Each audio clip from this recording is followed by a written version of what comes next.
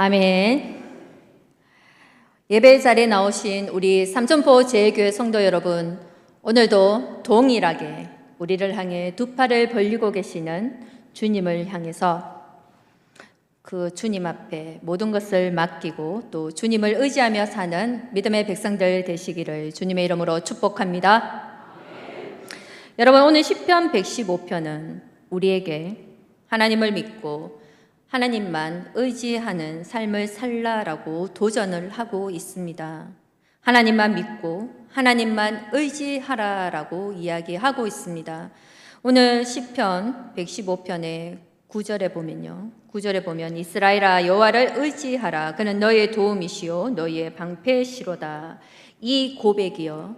9절, 10절, 11절 세 번이나 반복이 되어 나오고 있습니다.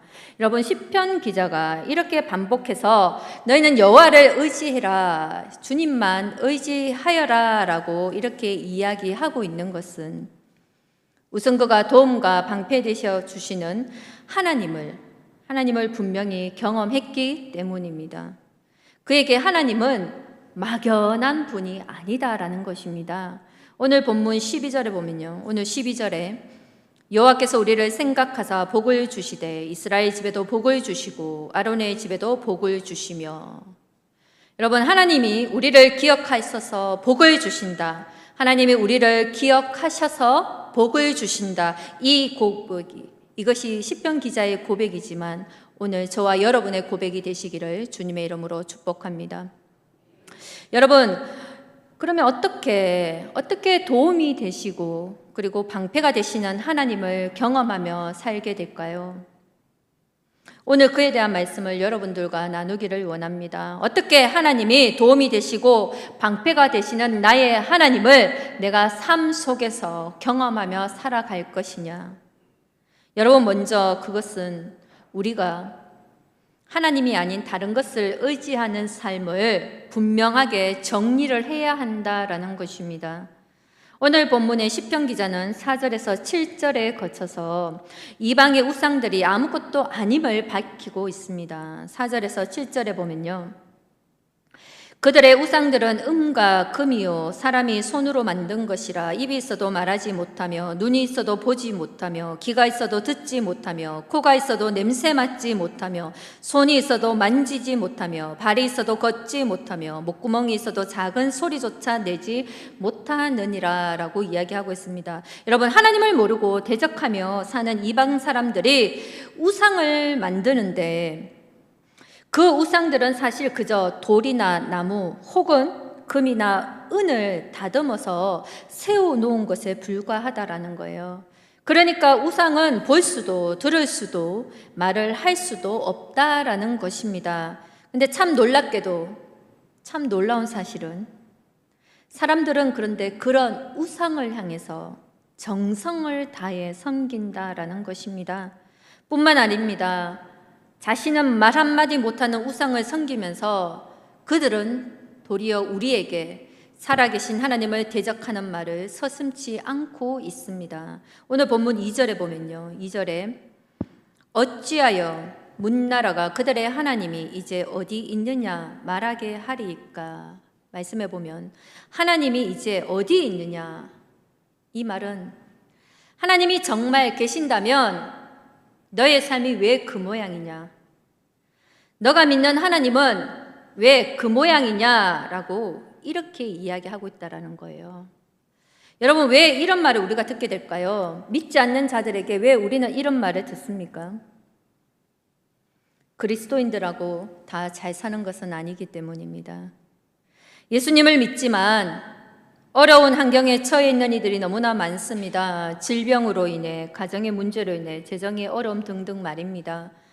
그런데 이런 조롱의 말들은 우리 그리스도인들이 이 땅에서 살아갈 때에 여러분 당연히 들을 수밖에 없는 말입니다. 왜냐하면 세상 사람들과 우리 그리스도인들이 잘 사는 것의 기준이 분명히 다르기 때문입니다. 여러분, 예수 믿으면 잘 된다, 예수 믿으면 복 받는다, 이런 이야기 잘 들으신 적 있으실 것입니다. 예수 믿으면 잘 되고요. 예수 믿으면 복 받는다. 이 말은 하나도 틀린 것이 없습니다, 여러분. 정말입니다. 정답입니다. 왜냐하면 성경에 근거한 이야기이기 때문이죠. 그런데 여기에서 잘 되는 것, 그리고 복과 같은 단어들은 성경에서 하나님께서 우리에게 주신 원래의 의미대로 우리가 이해하지 않고 있어요. 여러분, 우리는 멋대로 잘 되는 거, 복, 우리 멋대로 해석하고 그러면서 그걸 하나님이 주시는 복이다고 잘 되는 것이다라고 생각하는데 이것이 심각한 문제다라는 것이죠. 여러분, 잘 되는 거, 복은 세상의 성공으로 우리가 해석을 하기 때문에 그렇습니다. 2절에 앞서 너희의 하나님이 이제 어디 있느냐라는 세상 사람들의 조롱 섞인 질문에 우리는 성공으로 답을 하려고 한다라는 것이죠. 세상적인 성공을 통해 하나님의 살아계심을 증명하려고 한다라는 것입니다. 여러분, 잘 산다라는 것의 기준이 무엇입니까? 자녀가 좋은 대학에 들어가고요. 좋은 직장에 취업하는 거요. 돈을 많이 벌어서 떵떵거리며 사는 거요. 여러분, 돈이 많은 것과 같은 세상의 성공은 목구멍이 있어도, 오늘 말씀해 보면 목구멍이 있어도 작은 소리도 못 내는 헛된 우상일 뿐이다 라고 이야기하고 있습니다. 여러분, 분명히 기억하셔야 합니다. 예수님을 믿는다고 하면서 세상의 성공만을 구한다면 그것은 잘 사는 것이다, 그것이 바로 잘 사는 것이다 라고 믿는다면 그 믿음은 진짜보다 헛된 믿음일 가능성이 높다라는 것입니다. 사랑하는 성도 여러분, 잘 살고 계십니까? 잘 살고 계세요? 여러분, 세상의 기준이 아니라요, 정말 세상의 기준으로 보는 잘 사는 것이 아니라 하나님 안에서 잘 살아가시는 우리 삼천포 제일교회 성도님들 되시기를 축복합니다. 여러분, 하나님 안에서 잘 살아가십시오. 여러분, 그러면서 계속해서 오늘 본문 8절에 보면요, 무서운 말씀을 하고 계십니다. 오늘 본문 8절에 보면 우상들을 만드는 자들과 그것을 의지하는 자들이 다 그와 같으리로다.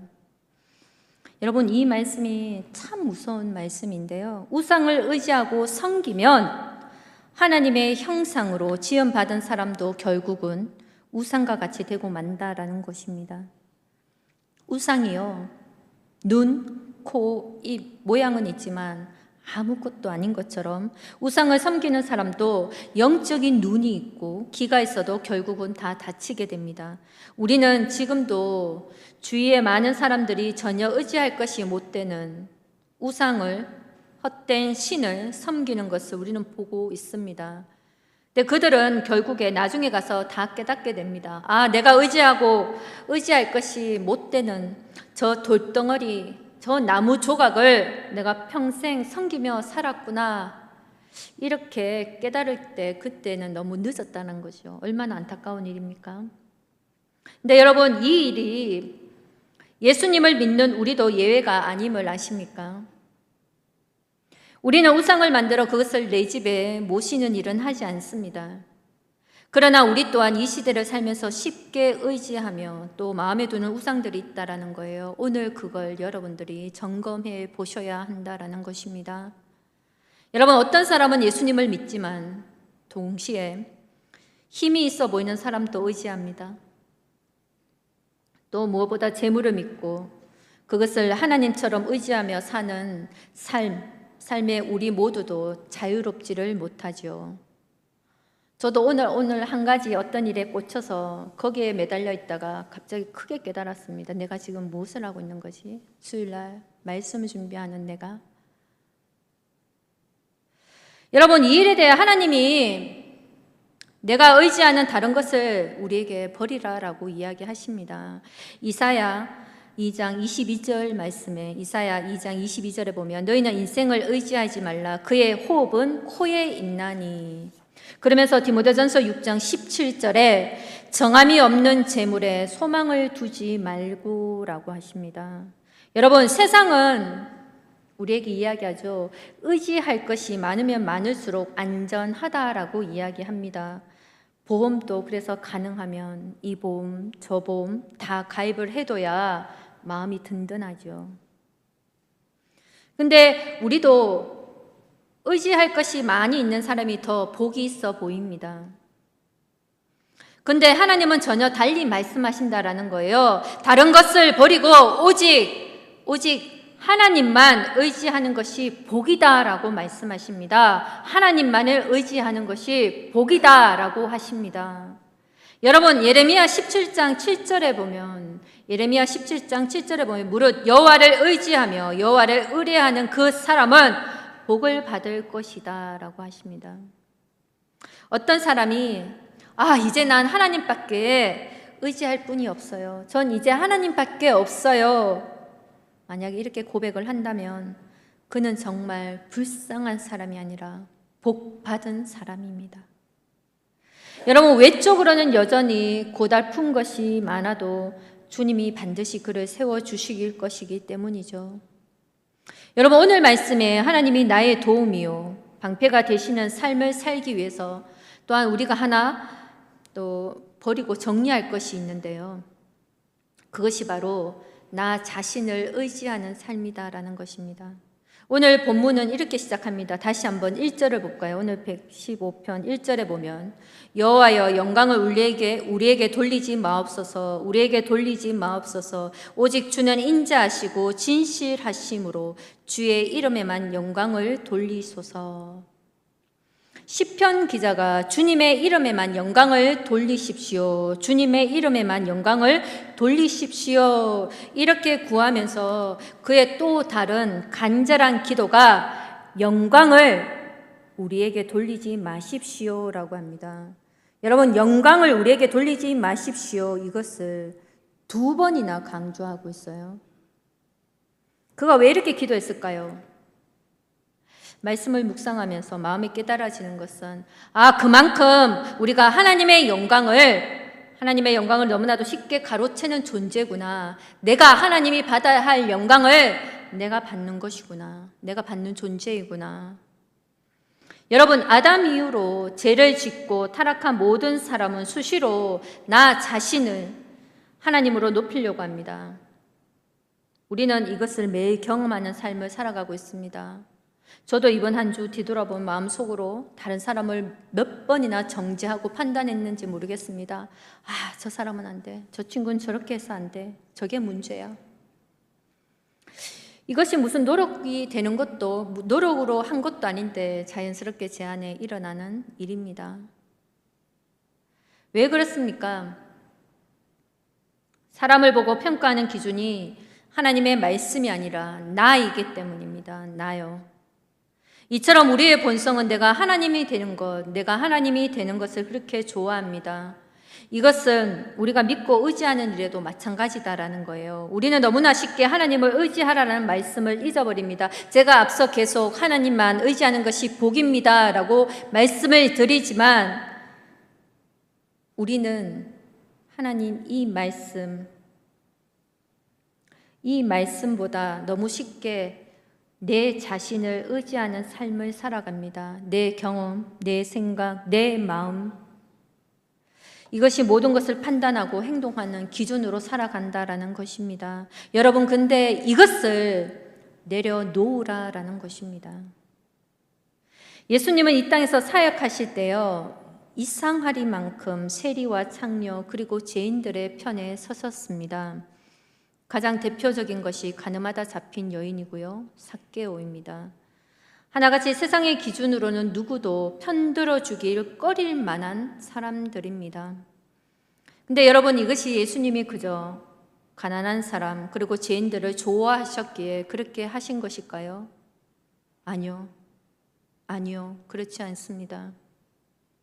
여러분, 예수님이 가늠하다 잡힌 여인이 그 여인에게 예수님께서 도움이 되시고 방패가 되어주신 이유는 그녀가 자신을 의지하는 삶을 그쳤기 때문입니다. 가늠하다 현장에서 잡혀왔을 때요, 사람들이 이제 둘러서서 이 여인을 향해 돌을 집어들었습니다. 곧 사형 집행이 되는 것이죠. 그때 이 여인의 마음이, 심정이 어땠을까요? 아, 나 이제 죽었구나.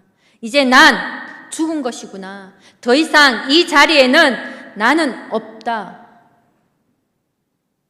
그때 이 여인에게 도움이 되시는 그 예수님을 이 여인은 바라보며 그 주님을 의지하며 만났다라는 것입니다. 세리장 삭개오도 마찬가지입니다. 예수님이 많고 많은 그 여리고성의 집들 중에서 그의 집에 들어가시고 그리고 그의 도우미요 방패가 되어 주신 것은요, 삭개오가 자기 자신에 대해서 죽었기 때문에 그렇습니다. 그래서 누가복음 19장 8절에 삭개오가 서서 주께 여짜오되 주여 보시옵소서, 내 소유의 절반을 가난한 자들에게 주겠사오며 만일 누구의 것을 속여 빼앗은 일이 있으면 내 갑절이나 갚겠나이다. 여러분, 우리가 더 이상 나의 경험, 나의 노력, 나의 지혜로 살지 않겠습니다. 이 고백과 결단이 분명해야 된다라는 것입니다. 그래야 비로소 하나님으로 붙잡고 살게 되는 것입니다. 이것이 바로 다른 말로 나는 죽고 오직 예수로 사는 그 십자가를 통과하는 삶입니다. 나는 죽고 오직 예수로 사는, 그러면 하나님이 정말 반드시 도움이 되시고 방패가 되어 주신다라는 것입니다. 여러분, 주님이 나를 이끄시고 도우시고 간섭하시는 삶은요, 내가 나를 이끄는 삶이 중단되는 것과 함께 가는 것입니다. 이번 한 주도 내 경험, 내 노력 아닙니다. 오직 하나님이 내 삶의 기준이 되어야 한다라는 것입니다. 그래서 하나님의 말씀이면 아멘 하고 하나님의 말씀으로만 삶을 살아가야 한다라는 것입니다. 이것이 하나님을 의지하는 삶인 것입니다. 여러분, 오늘 본문 1절에 시편 기자는 하나님의 인자하심과 진실하심의 영광을 돌리십시오라고 고백하고 있습니다. 다시 1절에 보면 중간에요, 오직 주는 인자하시고 진실하심으로 라고 되어 있어요. 여러분, 오늘 본문에 드러난 우리 하나님 어떠한 하나님이냐? 하나님은 오늘도 우리에게 인자하신 분이다라는 거예요. 인자하신 하나님, 그리고 무엇보다도 진실하신 하나님이다. 여러분, 여기서 진실하시다라는 것은 변함이 없으신 하나님이시다라는 거예요. 여러분, 이 말씀이 오늘 우리에게 얼마나 큰 은혜가 됩니까? 여러분, 우리 하나님은 변함이 없으시고요, 그리고 인자하신 하나님이시다라는 겁니다. 여러분, 중국 내지 선교의 창시자였던 허드슨 테일러 선교사님이 계십니다. 중국 내지 선교의 이 안에 내지라는 말은 지금 우리말로 바꾸어 말하면 미전도 지역, 미복음화 지역 이라고 이야기할 수 있어요. 그러니까 중국에 처음으로 복음을 전했던 그 분이 바로 이 허드슨 테일러 선교사님이신데, 이 선교사님은 하나님이 신실하시다라는 이 말씀이, 하나님은 신실하시다는 이 말씀이 얼마나 좋은지 그는 자주 고백하기를, 하나님 나는 믿습니다 이렇게 하지 않고요, 하나님 저는 하나님의 신실하심에 매달립니다 라고 이렇게 고백했대요. 저는 하나님의 신실하심에 매달립니다. 여러분, 하나님이 신실하시기에 이 허드슨 테일러 선교사님은 아무도 가겠다고 하지 않았던 이 중국의 이 내지에 미전도 지역에 복음을 들고 들어간 최초의 선교사님이시다라는 겁니다. 여러분, 우리가 하나님을 의지하는 삶을 살면 반드시 후회가 없습니다. 하나님을 의지하여 하나님은 나의 도움이시고 나의 방패가 되신다. 하나님을 의지하여 하나님은 나의 도움이 되시고 방패가 되신다라는 이 고백이요, 정말 저와 여러분들 삶 속에 믿음으로 고백해 나가는 귀한 하나님의 말씀으로 붙잡으시기를 주님의 이름으로 축복합니다. 기도하겠습니다. 주님, 말로만 아니라 전심으로 주님만 의지하게